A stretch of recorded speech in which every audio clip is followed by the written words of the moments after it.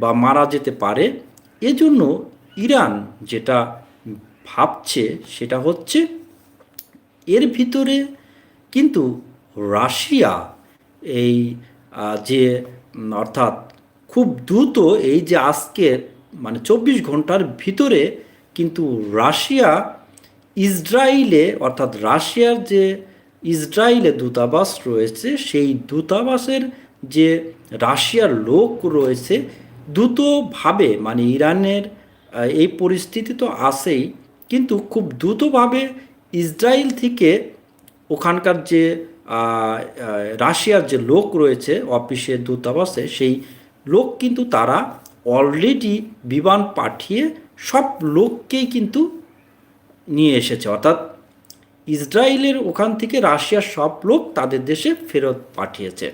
এতে বোঝা যাচ্ছে, বিশ্লেষকরা বলছে ইরান হয়তো ইসরায়েলে আক্রমণ করতে পারে। ইরান হয়তো ইসরায়েলে আক্রমণ এর ভিতরে করতে পারে। আর এটা হচ্ছে ইসরায়েলে মানে হয়তো খুব বড় একটি আঘাত হতে পারে। আর এই আঘাত না করলে ইরান সরকার বাঁচতে পারবে না জনগণের থেকে। জনগণ থেকে বাঁচতে একমাত্র উপায় হচ্ছে ইরানকে যুদ্ধ করতে হবে, অর্থাৎ যুদ্ধ করতে হবে ইসরায়েলে।